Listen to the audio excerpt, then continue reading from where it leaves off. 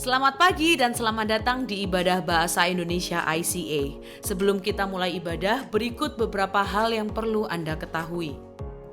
Next in Sunday akan diadakan kembali pada tanggal 11 Agustus. Di hari itu juga akan ada ibadah penyerahan anak. Jika Anda ingin mendedikasikan anak Anda, silakan langsung pindai QR Code berikut ini untuk mendaftar sebelum tanggal 7 Agustus. Perhatian ICA Volunteers, daftarkan diri Anda untuk 1 hari penuh kesenangan dan kebersamaan di acara Volunteers Picnic di Vina Golf Pandaan pada tanggal 17 Agustus 2024. Acara ini merupakan kesempatan yang luar biasa bagi semua volunteer aktif ICA untuk membangun kesatuan dan mempererat hubungan. Untuk informasi lebih lanjut dan pendaftaran, silakan hubungi ministry leader Anda. Don't miss it. ICA Social Ministry mengumpulkan pakaian bekas layak pakai untuk disumbangkan kepada mereka yang lebih membutuhkan. Kotak pengumpulan tersedia di lobi sampai tanggal 11 Agustus. Untuk informasi lebih lanjut, Anda bisa periksa Instagram ICA Social Ministry atau hubungi nomor yang tertera. Mari berbagi dan menjadi berkat. Memberikan persembahan menjadi semakin mudah. Silakan scan QR Code di layar dengan menggunakan aplikasi bank Anda atau kunjungi icaspy.com/giving untuk informasi lebih lanjut. Untuk informasi lebih lanjut tentang kegiatan di gereja ICA, tautan penting, pengumuman yang mungkin terlewatkan, serta form pendaftaran, silakan mengunduh aplikasi Church Center, satu aplikasi untuk semua informasi tentang ICA Surabaya.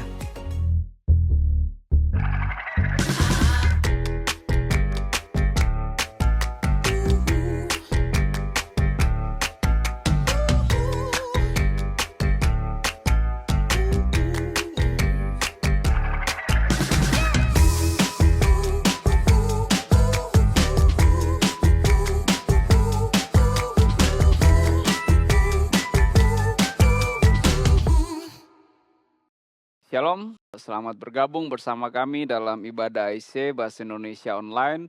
Saya Pastor Roy dan senang bisa bersama-sama dengan Bapak Ibu saudara-saudara sekalian yang menyaksikan ibadah secara online di tempat di mana Bapak Ibu berada sekalian. Dan saat ini sebelum kita akan mendengarkan firman Tuhan, saya akan mengajak kita untuk berdoa terlebih dahulu.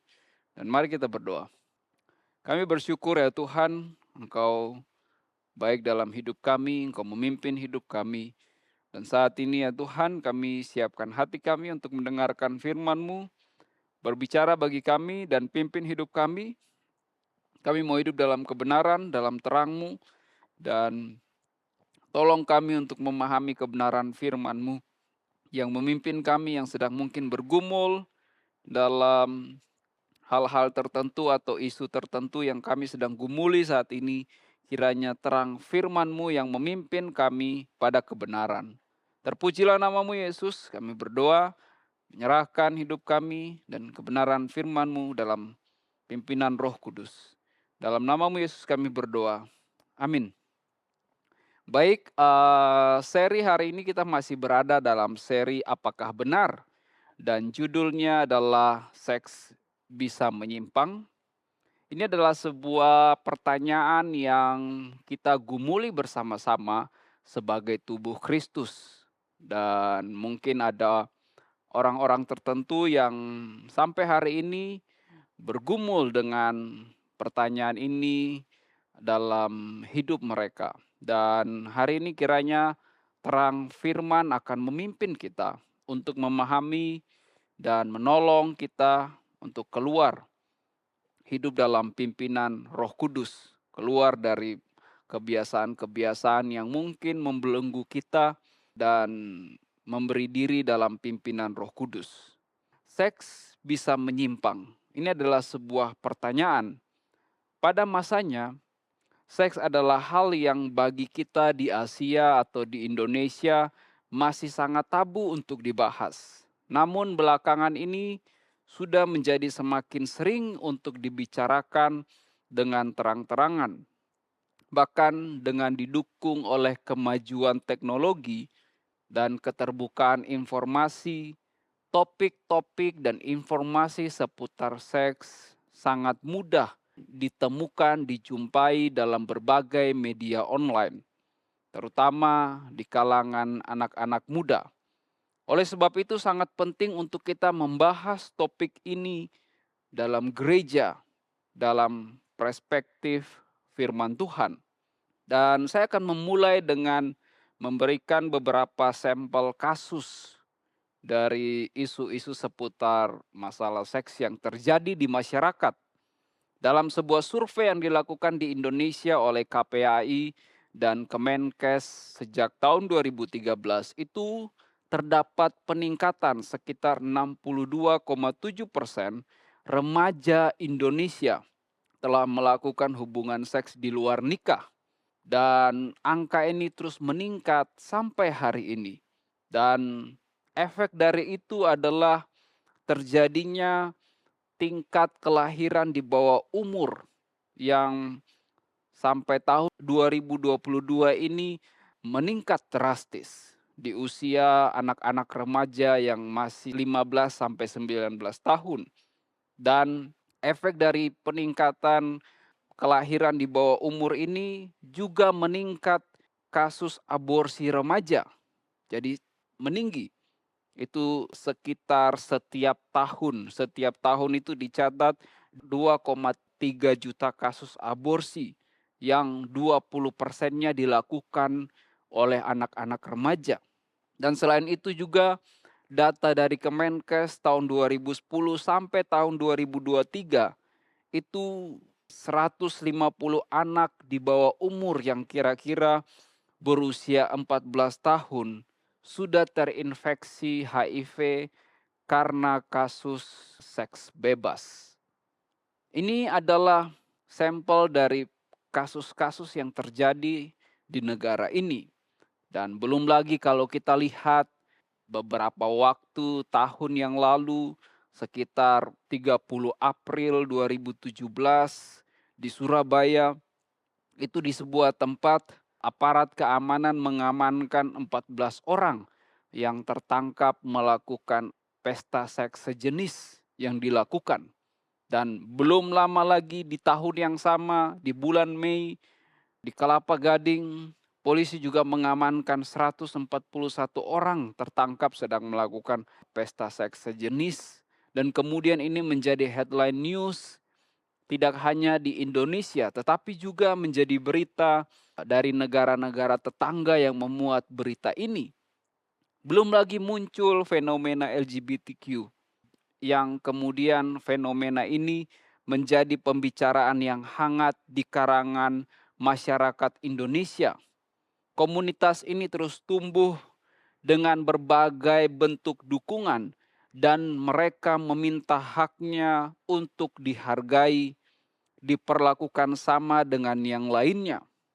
Dan bahkan ada beberapa negara yang terang-terangan mendukung komunitas ini, memberi ruang bagi mereka untuk diberkati dalam pernikahan yang tidak sesuai yang diajarkan oleh firman, atau bahkan ada beberapa tempat ibadah tertentu yang memberi ruang bagi mereka untuk melakukan pelayanan dan sebagainya. Ini adalah fenomena yang serius yang kemudian perlu kita perhatikan dan bicarakan dalam terang kebenaran firman. Fenomena LGBTQ ini kerap kali dilandasi dengan perasaanku, kehendakku, pilihan hidupku.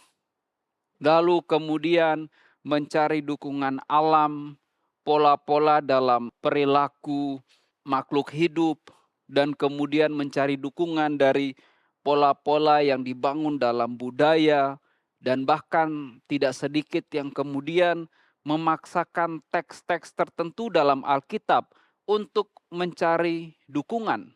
Hal ini tidak heran karena kita sedang hidup dalam sebuah gerakan zaman yang disebut postmodern yang membawa spirit nihilisme, yaitu tidak ada kebenaran mutlak.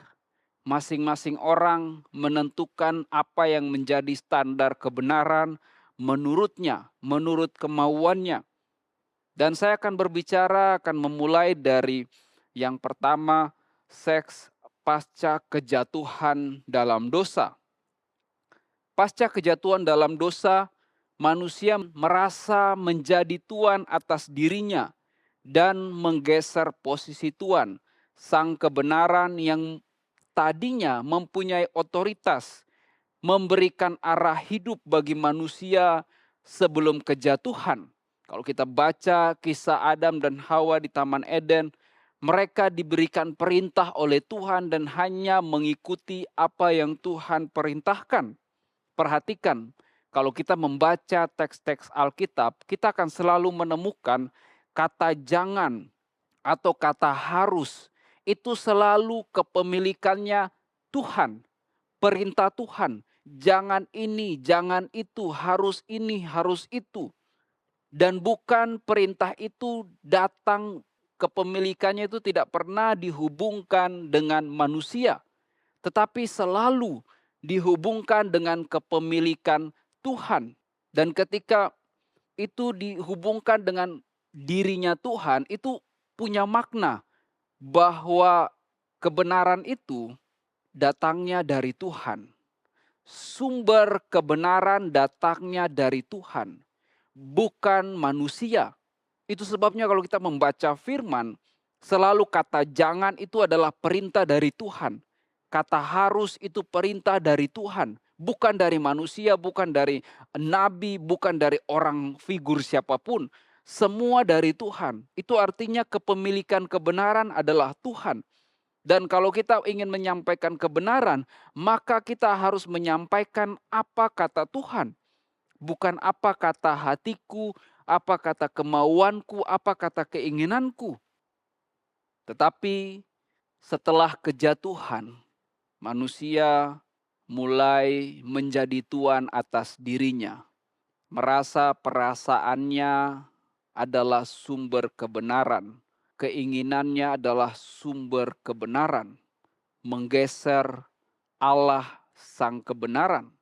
Padahal kalau kita baca dalam firman Tuhan, Matius 15 ayat 19, karena dari hati timbul segala pikiran jahat, segala hal-hal yang jahat timbul dalam hati. Tidak ada satu kebenaran pun. Kenapa? Karena kebenaran itu adalah Allah, berasal dari Tuhan. Dia yang memberi arah hidup, Dia yang memberi guideline dalam hidup kita, petunjuk apa yang harus dilakukan dan tidak boleh dilakukan. Dan bahkan Roma 7 ayat 18, sebab aku tahu bahwa di dalam aku, yaitu di dalam aku sebagai manusia, tidak ada sesuatu yang baik. Tidak ada sesuatu yang baik dalam diri kita. Itu sebabnya menjadi salah jika kita menggunakan figur tertentu selain Tuhan, selain Kristus, menggunakan manusia sebagai tolak ukur kebenaran. Bukan apa kata orang itu, bukan apa kata petunjuk itu, profesional itu, mentor itu, bukan. Sumber kebenaran kita adalah dari Tuhan, bukan dari manusia. Dan bahkan kalau kita baca di Alkitab dikatakan terkutuklah orang yang mengandalkan manusia dalam bentuk apapun. Karena kita hanya harus mengandalkan Tuhan. Dan sumber kebenaran itu milik Tuhan. Ibrani 4 ayat 12 sampai 13. Sebab firman Allah hidup dan kuat dan lebih tajam daripada pedang bermata dua manapun. Ia menusuk amat dalam sampai memisahkan jiwa dan roh, sendi-sendi dan sumsum. Ia sanggup membedakan pertimbangan dan pikiran hati kita. Dan tidak ada sesuatu makhluk pun yang bersembunyi di hadapannya. Sebab segala sesuatu telanjang dan terbuka di mata Dia, yang kepadanya kita harus memberikan pertanggungjawaban. Ketika kita membaca firman Tuhan itu mengoreksi, membedah isi hati kita, hidup kita.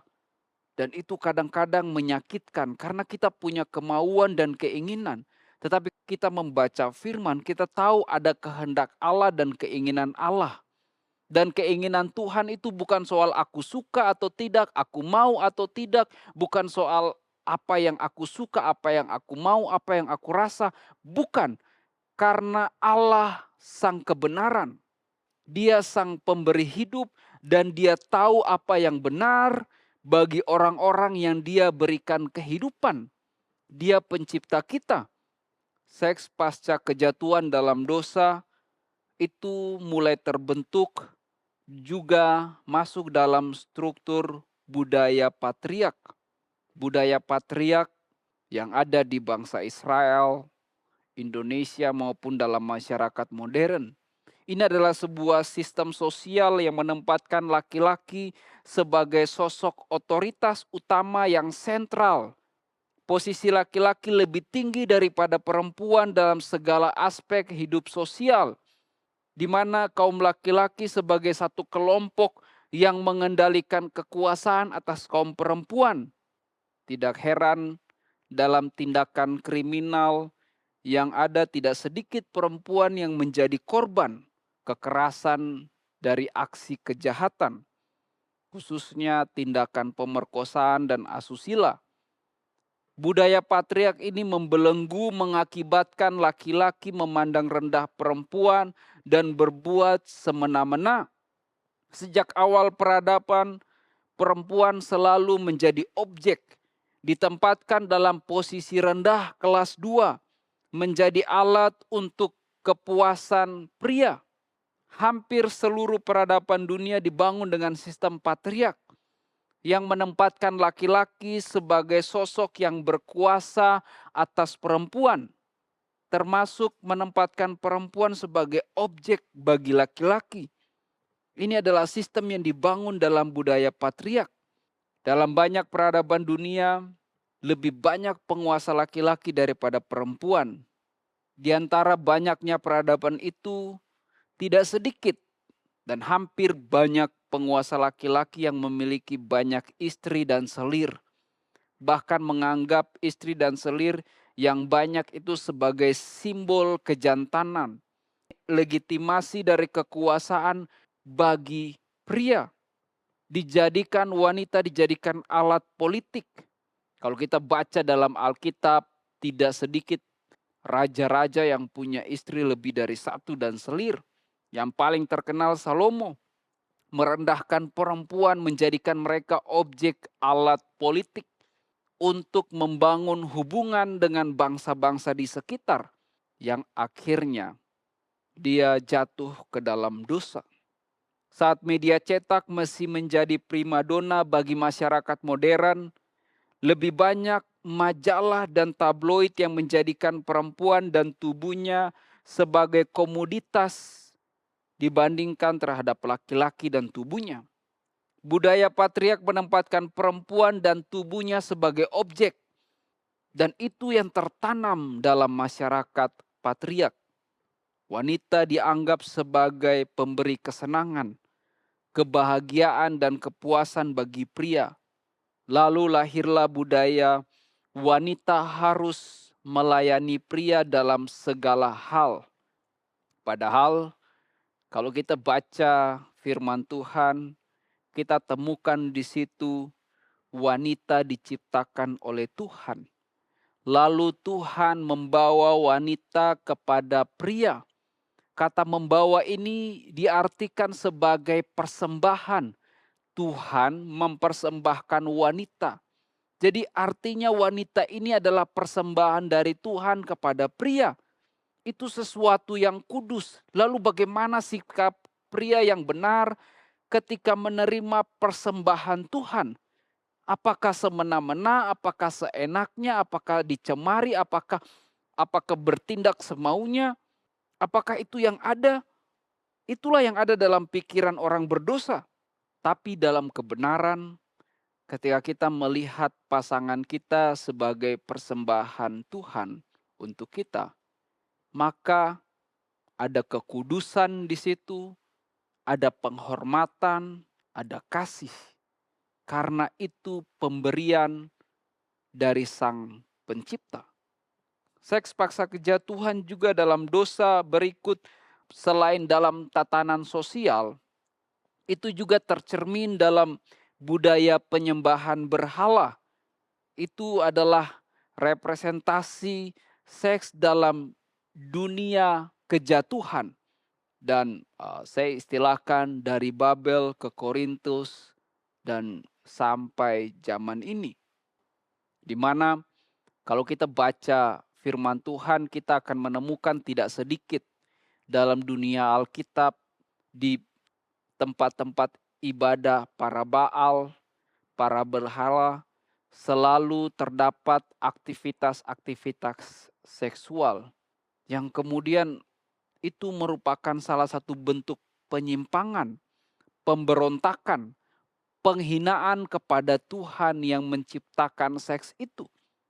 Dan bahkan kalau kita baca teks-teks firman Tuhan, perilaku menyimpang seksual dalam dunia Alkitab itu ada beberapa yang tercatat dalam Imamat 18 ayat 23, Ulangan 27, Imamat 18, 20, Matius 5, dan banyak hal lain sebagainya. Ada larangan karena ada pola orang yang membangun relasi dengan hewan dan sebagainya. Dan kalau kita lihat jauh ke zaman ini, perilaku menyimpang seksual ini beragam istilah. Di situ ada prostitusi swinger, ada tirsam, ada sexual fetishism, dan homoseksual, dan banyak segala hal sampai LGBT. Ini adalah salah satu bentuk penyimpangan-penyimpangan yang telah terjadi sejak kejatuhan dan menjadi praktek dalam budaya-budaya penyembahan berhala, dan sampai saat ini menjadi satu budaya dalam masyarakat. Dan kita juga akan menemukan ada banyak pandangan yang keliru tentang seks. Ada yang mengatakan seks itu adalah celebration of love. Ada yang mengatakan seks itu adalah hadiah pernikahan. Seperti seolah-olah saya menikah demi seks. Perhatikan ini. Seks bukan celebration of love atau hadiah pernikahan. Tapi itu adalah perjanjian, diterjemahkan covenant. Sifat dari covenant itu sakral dan kudus. Bukan soal suka, bukan soal kesenangan, bukan soal kebahagiaan, dan bukan soal hadiah. Tapi itu bicara tentang covenant, perjanjian. Allah mempersembahkan pasangan kepada kita dan ada perjanjian Allah dengan kita. Sebab dalam diri kita ada gambar Allah. Dan bahkan dalam perjanjian baru lebih jauh dikatakan kita sudah ditebus oleh darah Kristus. Tubuh kita adalah bait Allah. Roh Kudus diam dalam diri kita. Jadi kita menikah bukan karena seks, tapi covenant. Perjanjian yang kita ikat dengan Allah. Dan itu sesuatu yang kudus. Ketika fokus kita tentang celebration of love, fokus kita tentang hadiah pernikahan adalah seks, percayalah kita akan menghancurkan rumah tangga yang sudah kita bangun. Karena kita menikah bukan demi kerajaan Allah, kita menikah dalam otak kita pertama-tama tentang hasrat seksual yang perlu diaktualisasi. Kita menikah, kita berharap mendapatkan kebahagiaan yang sempurna saat melakukan seks dengan pasangan. Ketika itu yang ada dalam pikiran, maka hanya ada kekecewaan demi kekecewaan. Dan kekecewaan itu akan berujung kepada kehancuran pernikahan dan rumah tangga. Sebab kita tidak sedang masuk kepada pintu perjanjian, tapi yang kita lihat adalah tentang seks. Kita bukan lagi melihat Allah sebagai sumber kebahagiaan, tapi kita sedang berpikir hasratku yang paling utama. Hawa nafsuku yang harus dipuaskan. Bukan persekutuan dengan Allah. Seks bukan siapa yang melayani dan siapa yang harus dilayani. Seks juga bukan aku berhak, aku harus, bukan aku mau, aku ingin. Bukan aku merasa aku adalah dari pria menjadi seorang wanita, aku merasa salah dilahirkan dengan jenis kelamin ini dan itu. Bukan. Tetapi berbicara tentang ketetapan Tuhan, Sang Pencipta, Sang kebenaran. Kita tidak pernah minta dilahirkan atau menentukan dilahirkan sebagai seorang pria, wanita, dari keluarga siapa. Tidak bisa.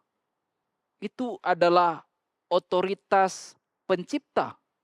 Dia yang menempatkan kita dalam keluarga mana, itu otoritas dari pencipta. Kita tidak bisa bikin voting, meminta dengan kemauan kita. Dan tahu-tahu begitu kita lahir dewasa, kita merasa saya punya hak. Pencipta saya salah menjadikan saya seorang pria.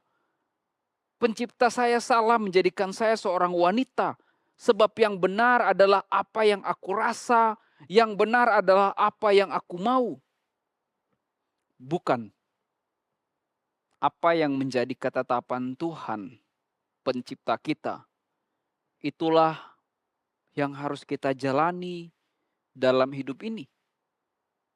Roh jahat akan selalu berusaha memaksa kita keluar dari jalur kehendak Allah. Kalau dulu di Taman Eden, memberontak kepada Tuhan dengan cara memakan buah terlarang. Saat ini, roh jahat hadir dalam bentuk godaan, berbisik kepada kita, kamu seharusnya gendernya ini. Kamu seharusnya gendernya itu. Kamu menikah supaya kamu bisa merasakan hubungan seksual. Hubungan seksual itu adalah puncak kebahagiaan. Bisikan-bisikan itu datang dan kemudian membuat kita melanggar perintah Tuhan. Seks diaktualisasi dalam kerangka relasi kasih dan penghormatan pada gambar Allah dalam diri kita, pada bait Allah, tubuh kita yang adalah bait Allah. Seks bukan sumber kebahagiaan, bukan sumber kesenangan, bukan puncak kenikmatan. Itu semua adalah bagian dari praktek-praktek penyembahan berhala. Worship mereka kepada berhala dengan cara melakukan aktivitas seksual. Itu adalah pencemaran kepada Tuhan. Melanggar kekudusan Tuhan. Seks bukan suatu kebahagiaan. Ada kasus, kalau kita baca dalam Kejadian 38, kasus Onan dan Tamar, di mana Onan melakukan seks hanya untuk kesenangan, dan dikatakan di mata Tuhan itu jahat, dan Tuhan membunuh Onan. Sebab tidak ada penghormatan kepada gambar Allah, kepada bait Allah. Yang ada adalah hanya kepuasan hasrat, keinginan. Dan kita akan melihat perspektif Alkitab. Apa yang Alkitab ajarkan tentang seks? Sebelum menjawabnya, saya akan mulai dengan salah persepsi tentang seks pranikah. Realita relasi pria dan wanita dalam membangun relationship yang umumnya berlaku dan dianggap wajar itu dan kayak natural adalah seks bagian yang tidak terhindarkan dalam relasi berpacaran. Dan bahkan dikatakan kecocokan dalam hal seksual mesti terkonfirmasi selama berpacaran. Lalu ada banyak istilah, salah satunya istilah test drive dulu. Kalau nggak bisa ngasih kepuasan ya kita nggak bisa nikah. Tinggal bersama dulu, memastikan dulu. Kita mungkin sering mendengar pernyataan dan kalimat ini berulang-ulang kali. Khususnya bagi orang-orang yang tinggal di kota-kota besar. Yang mengatakan aktivitas seksual itu bagian dari pernikahan, jadi kami mau lihat dulu apakah kami cocok atau tidak dalam hubungan seks. Apa problemnya terkait seks sebelum pernikahan? Peringatan Alkitab itu sangat jelas. Kita semua tahu itu. Roma 13 ayat 14. Janganlah merawat tubuhmu untuk memuaskan keinginannya. 1 Korintus 13 ayat 15, ayat 5, ia tidak melakukan yang tidak sopan dan tidak mencari keuntungan diri sendiri. Dengan kata lain, harus ada pengendalian diri dalam relasi. Pengendalian diri, kontrol diri dalam relasi antar hubungan. Galatia 5 ayat 18, akan tetapi jikalau kamu memberi dirimu dipimpin oleh Roh, maka kamu tidak hidup di bawah hukum Taurat. Perintahnya jelas, kontrol diri hanya kita temukan dalam pimpinan Roh Kudus. Dan dikatakan jika kita memberi diri dipimpin oleh Roh, maka kita tidak hidup di bawah hukum Taurat. Apa artinya? Tanpa pimpinan Roh Kudus kita akan dihukum karena secara autopilot kita akan melanggar perintah Tuhan. Autopilot saya akan melanggar semua perintah-perintah Tuhan. Autopilot. Tetapi ketika engkau dan saya hidup dipimpin Roh Kudus, Roh Allah, kita tidak akan dipimpin untuk melanggar ketetapan Tuhan, tetapi kita akan dipimpin untuk kehendak Bapa di sorga. Untuk dihukum tidak perlu dipimpin oleh Roh Kudus. Secara autopilot, engkau dan saya akan melanggar perintah Allah, hukum-hukum dan ketetapan Allah, dan kita akan dihukum karena itu. Tetapi bila engkau memberi diri dipimpin oleh Roh Kudus, maka engkau dan saya akan dipimpin kepada kebenaran, tidak akan melanggar perintah Tuhan. Galatia 5 ayat 22 sampai 24 dikatakan, tetapi buah Roh di situ salah satunya adalah kasih, ada juga tentang kebaikan, ada juga tentang kesetiaan, dan juga ayat selanjutnya dikatakan ada juga tentang penguasaan diri. Barang siapa menjadi milik Yesus, ia telah menyalibkan daging dengan segala hawa nafsu dan keinginannya.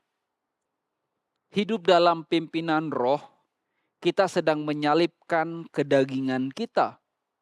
Lalu kita akan memiliki kasih. Ingat, kasih yang benar, kasih Kristus, kasih dari Sang Pencipta, itu hanya akan terjadi kalau kita dipimpin Roh Kudus. Itu diproduksi oleh Roh Kudus, bukan diproduksi oleh diri kita sendiri. Bukan, tetapi dikatakan buah Roh diproduksi oleh Allah Pencipta, Allah Roh Kudus. Kebaikan, kesetiaan, penguasaan diri itu diproduksi oleh Roh Kudus. Bukan diproduksi oleh diri kita. Itu sebabnya dikatakan kita perlu hidup dalam pimpinan Roh Kudus, supaya Roh Kudus yang memimpin kita memproduksi buah-buah itu dalam diri kita. Bukan karena upaya kita, kemauan kita, tetapi karena Roh Kudus. Ini sangat penting untuk kita pahami. Lalu muncul juga pertanyaan, dari mana saya bisa membedakan antara kasih dan hawa nafsu?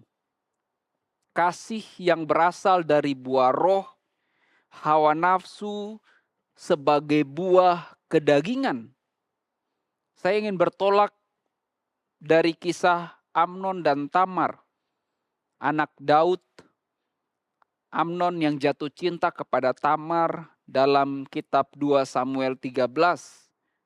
Di situ tercatat Amnon kemudian melakukan pemerkosaan, kekerasan seksual kepada adiknya sendiri, Tamar.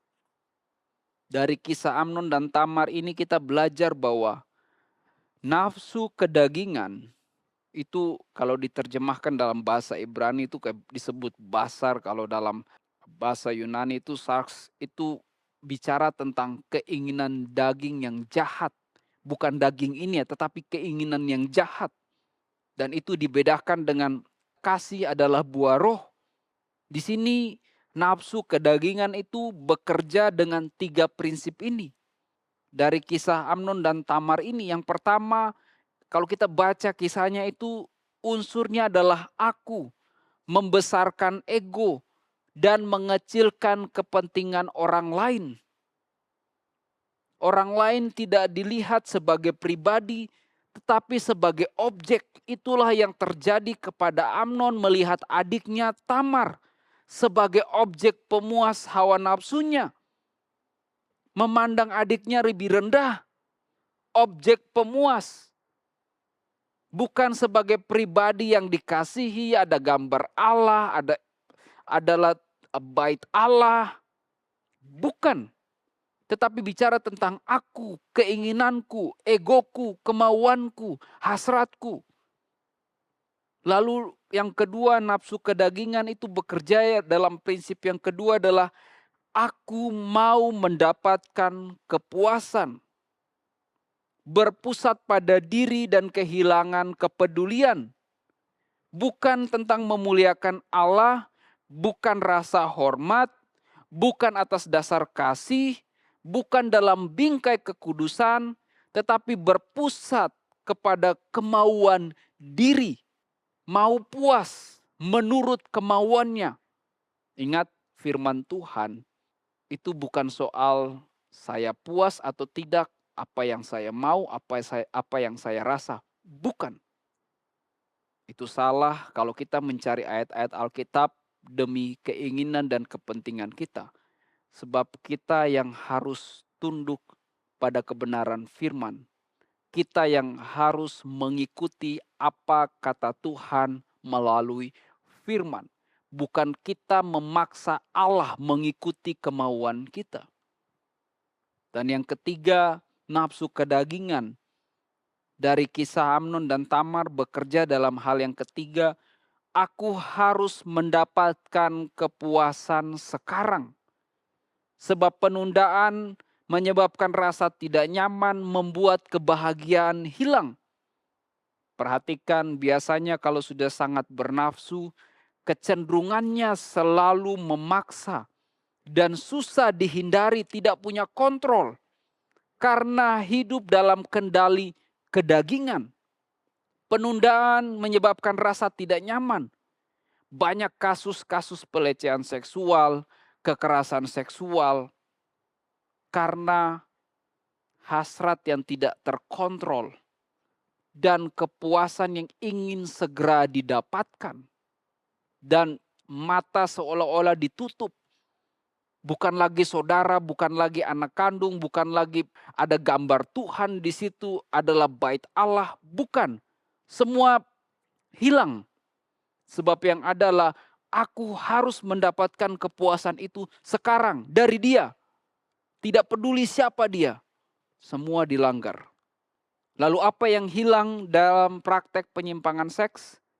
Menggeser Tuhan yang harusnya bertahta memberikan petunjuk arahan dalam hidup kita. Dan tiba-tiba kita menjadi tuan atas diri kita. Lalu apa yang aku rasa, apa yang aku kehendaki, itu yang harus terwujud. Dan bahkan dalam doa-doa kita akan sulit untuk tunduk pada pimpinan Tuhan karena yang ada adalah tentang keinginan kita. Bukan lagi apa yang Tuhan mau atas hidup kita, tetapi apa yang aku mau yang Tuhan harus lakukan sekarang. Yang kedua yang hilang dalam praktek penyimpangan seks, kemurnian tujuan dalam relasi kasih. Pribadi bukan lagi menjadi pribadi tetapi objek. Orang lain dilihat sebagai objek, sebagai sarana memuaskan keinginan pribadi. Inilah masalahnya. Berikutnya yang hilang dalam praktek penyimpangan seks, hilangnya kekudusan pada bait Allah. Saya menggunakan bait Allah karena dikatakan dalam perjanjian baru, tubuh kita adalah bait Allah. Dan roh Allah diam dalam diri engkau dan saya.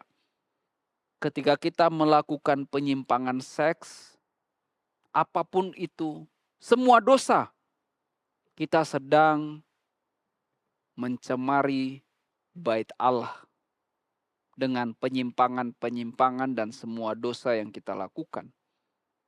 Lalu apa yang hilang dalam praktek penyimpangan seks berikutnya? Hilangnya penghormatan pada gambar Allah dalam diri kita. Kita semakin merusak gambar Allah. Perhatikan ini. Semakin kita merusak gambar Allah dalam diri kita, kita sedang menyakiti dan menghancurkan diri kita sendiri.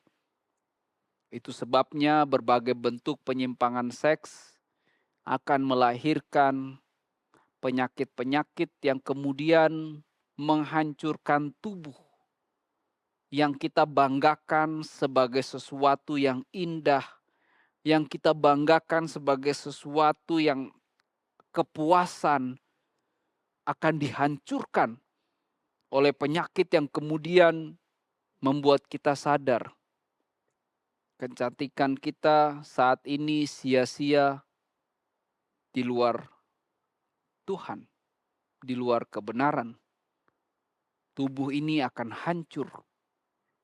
Semakin kita merusak dengan penyimpangan seks, ingat konsekuensinya tubuh dan jiwa kita sedang menjualnya kepada roh jahat. Sebab penyimpangan-penyimpangan seks dalam kitab suci itu selalu dilakukan, diinisiasi oleh roh jahat yang dipraktekkan dalam tempel-tempel Baal, penyembahan-penyembahan berhala. Karena itu ingat satu prinsip yang mendasar termasuk dalam memahami seks yang benar. 1 Korintus 10 ayat 31. Jika engkau makan, jika engkau minum, atau jika engkau melakukan sesuatu yang lain, lakukanlah semuanya itu untuk kemuliaan Tuhan. Perhatikan, soal makan dan minum itu adalah hal yang paling sederhana, tetapi itu harus dilakukan untuk kemuliaan Tuhan. Artinya kalau hal yang sangat sederhana soal makan dan minum saja, itu harus dilakukan untuk Tuhan. Kita harus tanyakan pada diri kita apakah Tuhan dimuliakan dalam relationship yang sedang kita bangun satu dengan yang lain. Apakah Tuhan dihormati, bait Allah dihormati saat suami istri melakukan relasi seks. Apakah gambar Allah sedang dicemarkan dalam aktivitas seks yang dilakukan? Kita hidup dalam dunia dengan berbagai macam tontonan, arahan. Ada banyak anjuran, kadang-kadang yang kita harus waspada.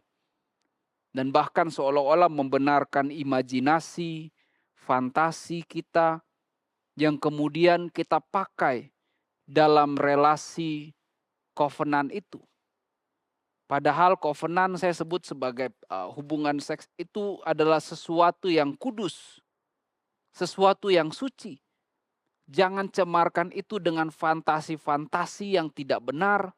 Jangan cemarkan itu dengan arahan-arahan, omongan-omongan tentang gaya, tentang cara dan sebagainya yang membuat kita tidak menghargai tubuh. Tubuh yang adalah bait Allah, yang membuat kita tidak respect terhadap gambar Allah. Yang membuat kita tidak menghargai seorang sebagai pribadi. Jangan.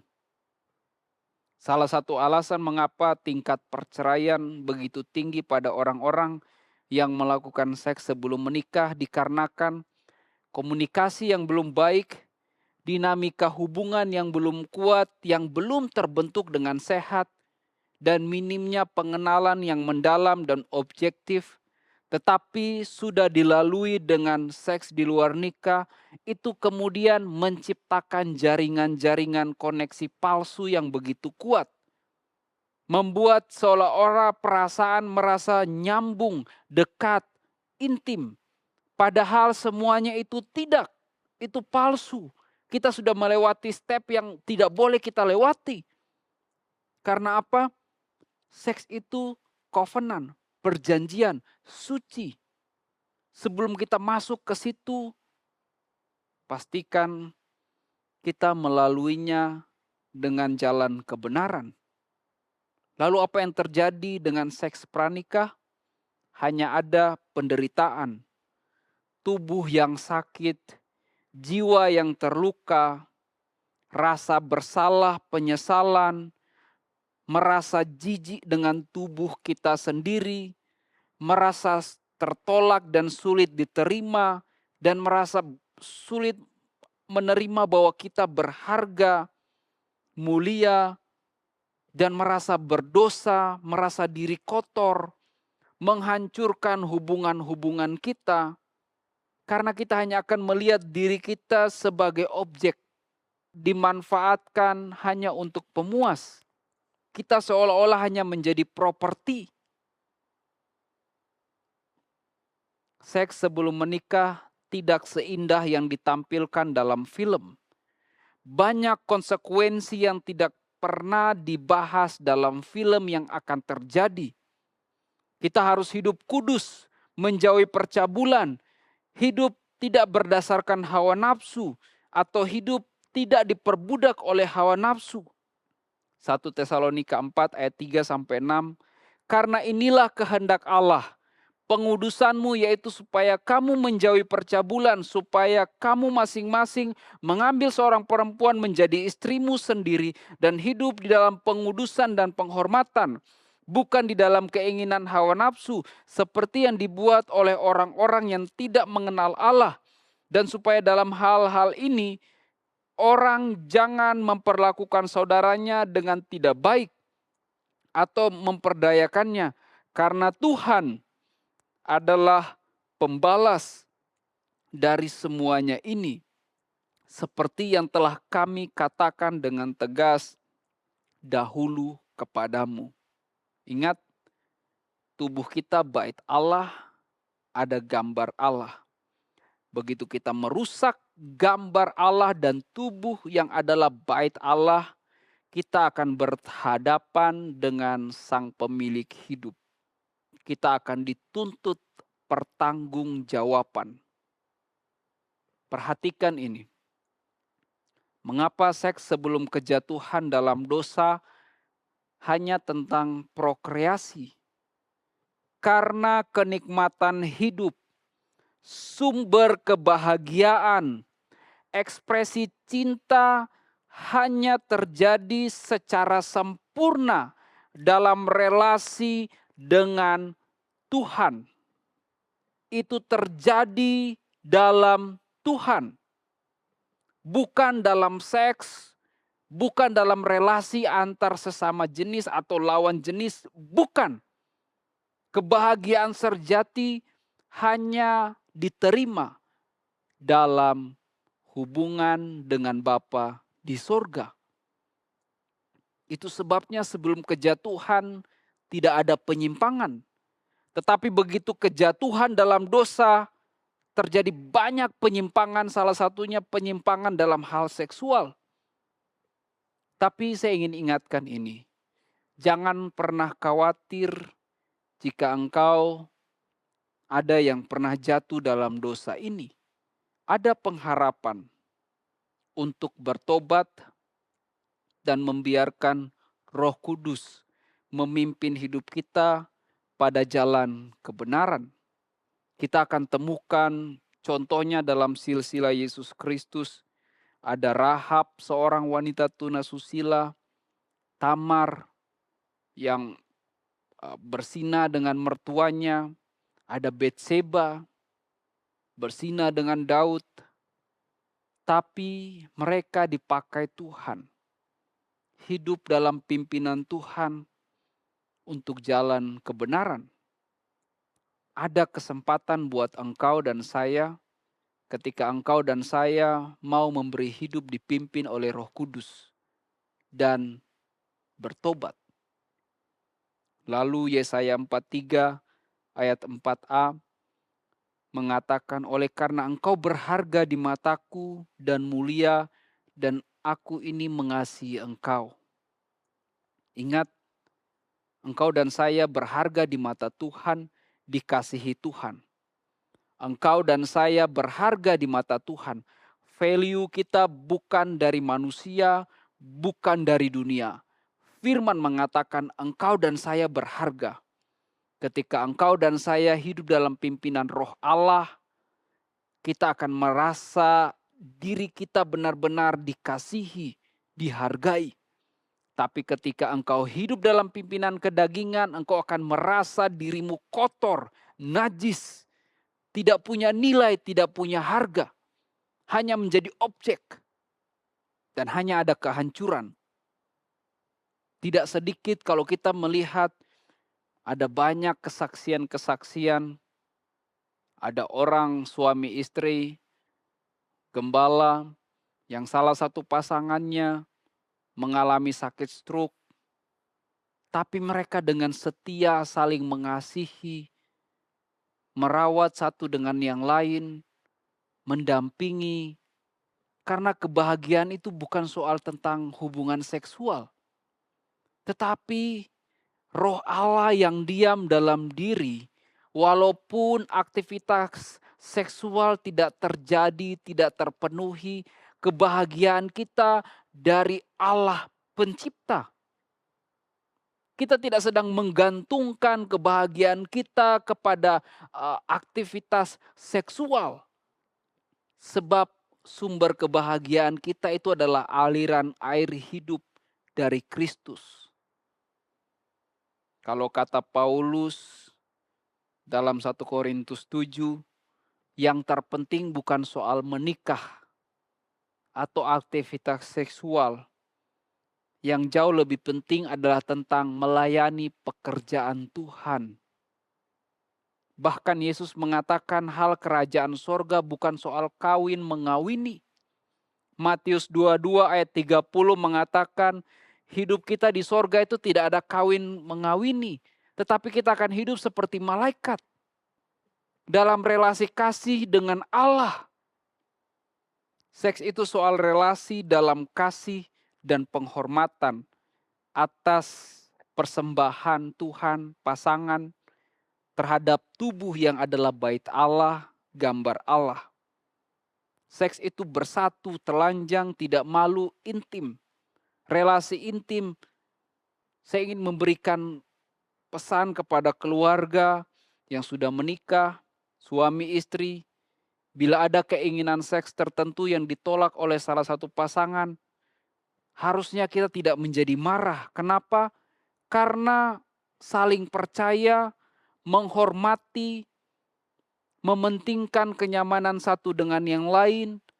Kasih kita tidak bergantung kepada hasrat seksual yang terpenuhi atau tidak. Tetapi kasih kita, rasa damai itu adalah bagian dari buah roh. Tanpa hasrat dan fantasi keinginan seks yang tidak teraktualisasi, kita akan bahagia.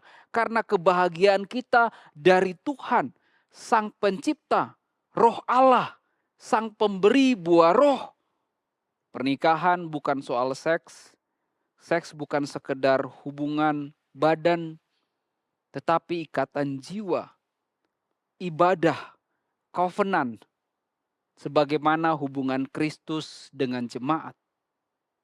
Prinsip kebenaran dalam terang firman Ibrani 13 ayat 4, hendaklah kamu semua penuh hormat terhadap perkawinan dan janganlah kamu mencemarkan tempat tidur, sebab orang-orang sundal dan penzina akan dihakimi Allah. Hormati tempat tidur, tidak merasa sedang dilecehkan, tidak merasa sedang tidak dihormati, tidak sedang merasa sedang dipaksa, tetapi atas dasar kasih, saling membahagiakan, saling memahami, saling berkorban. Bukan soal kesenangan satu pribadi saja, tetapi kebahagiaan bersama dalam terang firman. Roma 8 ayat 5 sampai yang ke-6, sebab mereka yang hidup menurut daging memikirkan hal-hal yang dari daging. Mereka yang hidup menurut roh memikirkan hal-hal yang dari roh. Karena keinginan daging adalah maut, tetapi keinginan roh adalah hidup dan damai sejahtera. Bagaimana sikap kita ketika ada orang yang sedang bergumul menghadapi penyimpangan seks? Bagaimana sikap gereja tubuh Kristus Kita tidak menjadi orang yang menghakimi dan juga tidak kompromi. Tidak menjadi orang yang overreaksi ketika mendengar ada saudara-saudara yang sedang bergumul dalam hal ini. Perhatikan, lihat reaksi Yesus ketika dia bertemu dengan pendosa, orang-orang yang kedapatan berdosa berbuat zina. Perempuan yang kedapatan berbuat zina dalam Yohanes 8, di situ apa yang Yesus lakukan? Tidak overreaksi, tidak menghakimi, tidak marah seperti orang gila. Itulah sikap kita. Kita harus melihat bagaimana Yesus bertindak, dan itulah yang menjadi teladan kita dalam hubungan gereja. Mereka yang mungkin sedang bergumul dalam hasrat dan keinginan dan mungkin sudah terwujud dalam bentuk tindakan dosa, pikiran dosa dan menjadi buah dosa. Saya ingin katakan, engkau butuh Roh Kudus. Hanya Roh Kudus yang bisa mengubah hidup. Engkau membutuhkan air hidup. Air hidup yang akan memberikan kehidupan. Saya ingin katakan begini. Kenapa kita sebagai orang Kristen yang hidup dipimpin oleh Roh Kudus tidak bisa menghakimi orang lain yang sedang jatuh dalam dosa? Karena kita sadar kita sedang dipimpin oleh kebenaran, oleh Roh Kudus untuk taat kepada perintah Tuhan, untuk melakukan apa yang Tuhan kehendaki. Sehingga kita di hadapan Tuhan itu kayak, syukur Tuhan, terima kasih Roh Kudus, Engkau memimpin saya kepada kebenaran. Terima kasih Roh Kudus, Engkau memimpin saya kepada kehendak Allah. Kita tidak datang kepada Tuhan, Tuhan saya bisa, Tuhan saya mampu, Tuhan saya menang atas dosa. Bukan. Kita bersyukur, terima kasih Roh Kudus. Engkau pegang tangan saya. Terima kasih Roh Kudus, Engkau memberikan buah-buah roh dalam hidup saya. Terima kasih Roh Kudus, Engkau memimpin saya kepada kebenaran. Lalu ketika kita lihat orang yang berdosa, apa yang kita katakan? Engkau butuh Roh Kudus. Hanya dengan pimpinan Roh Kudus engkau akan diubahkan. Hanya dengan pimpinan Roh Kudus engkau akan mengikuti apa yang menjadi kehendak Tuhan. Saudara, lihat Alkitab. Yesus taat kepada Bapa di sorga dalam pimpinan Roh. Hal yang sama untuk kita taat kepada Bapa di sorga, hidup seperti Kristus, hanya dengan jalan dipimpin Roh Kudus. Yesus katakan dia adalah Roh penolong yang menyucikan engkau dari dosa, yang mengubahkan hidup. Saya berubah bukan karena kekuatan saya, bukan karena saya punya kemampuan. Saya diubahkan oleh Roh Kudus, saya dipimpin oleh Roh Kudus dalam kebenaran. Sehingga tidak ada satu hasrat pun dalam hati saya untuk berbangga dan sombong di hadapan Tuhan atau di hadapan jemaat. Lihat saya teladan. Tapi Paulus mengatakan, lihat aku mengikuti Kristus. Aku dipimpin Roh Kudus. Engkau jemaat Tuhan dipimpin oleh Roh Kudus, ikuti teladan Kristus. Tuhan memberkati. Mari kita berdoa. Kami bersyukur ya Tuhan untuk firman-Mu yang datang bagi kami. Tuhan, Engkau tahu kami yang mungkin mengalami banyak pergumulan batin dengan isu yang kami sedang bahas hari ini, dan terima kasih untuk kebenaran firman-Mu. Puncak kebahagiaan hidup kami adalah dalam Allah Pencipta. Ampuni kami ya Tuhan yang jatuh dalam dosa. Terima kasih untuk pengharapan dalam firman. Engkau tidak hanya menebus dosa kami, Engkau memberikan Roh Kudus sebagai penolong yang memimpin kami kepada jalan kebenaran, yang menguduskan kami, menyucikan hidup kami. Sehingga tidak ada henti-hentinya kami selalu bersyukur.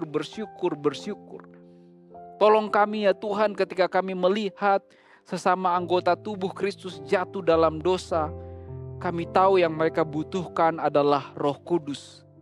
Sehingga tidak ada muncul dalam benak kami niat untuk menghakimi, tapi berbelas kasih, menyatakan kebenaran dengan kasih. Kami tidak kompromi dengan dosa, kami tidak menghakimi, kami menyampaikan kebenaran bahwa pengharapan ada dalam Kristus.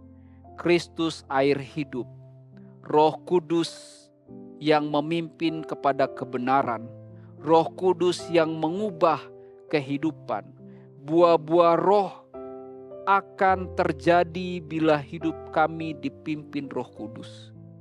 Pimpin kami ya Tuhan, pimpin kami. Mari angkat tangan kita di hadapan Tuhan. Yesus memimpin hidupmu. Roh Kudus memimpin hidupmu dan segala yang engkau kerjakan untuk Kristus saja. Kristuslah yang menjadi tujuan hidupmu sampai selama-lamanya. Tuhan memberkati engkau dan melindungi engkau. Tuhan menyinari engkau dengan wajah-Nya dan memberi engkau kasih karunia. Tuhan menghadapkan wajah-Nya kepadamu dan memberi engkau damai sejahtera. Dalam nama Yesus kami berdoa dan bersyukur. Amin. Tuhan Yesus memberkati dan sampai jumpa di ibadah selanjutnya. Tuhan memberkati. Kami senang Anda bergabung dengan ibadah ICA hari ini. Selamat berakhir pekan dan sampai jumpa minggu depan. Tuhan berkati Anda dan keluarga. Next Gen Sunday akan diadakan kembali pada tanggal 11 Agustus. Di hari itu juga akan ada ibadah penyerahan anak. Jika Anda ingin mendedikasikan anak Anda, silakan langsung pindai QR Code berikut ini untuk mendaftar sebelum tanggal 7 Agustus. Perhatian ICA Volunteers, daftarkan diri Anda untuk 1 hari penuh kesenangan dan kebersamaan di acara Volunteers Picnic di Vina Golf Pandaan pada tanggal 17 Agustus 2024. Acara ini merupakan kesempatan yang luar biasa bagi semua volunteer aktif ICA untuk membangun kesatuan dan mempererat hubungan. Untuk informasi lebih lanjut dan pendaftaran, silakan hubungi ministry leader Anda. Don't miss it. ICA Social Ministry mengumpulkan pakaian bekas layak pakai untuk disumbangkan kepada mereka yang lebih membutuhkan. Kotak pengumpulan tersedia di lobi sampai tanggal 11 Agustus. Untuk informasi lebih lanjut, Anda bisa periksa Instagram ICA Social Ministry atau hubungi nomor yang tertera. Mari berbagi dan menjadi berkat. Sumbangan dana untuk beasiswa YDP memiliki kode QR yang baru. Dana beasiswa YDP membantu anak-anak remaja kurang mampu di komunitas agar dapat mengejar impian mereka untuk mendapatkan pendidikan di perguruan tinggi. Pemberian untuk program ini sekarang memiliki kode QR sendiri, sehingga akan lebih mudah untuk Anda memberi dan mendukung impian anak-anak di YDP. ICA Kids mencari sukarelawan untuk membantu dalam bidang musik, pujian, sound, dan LCD.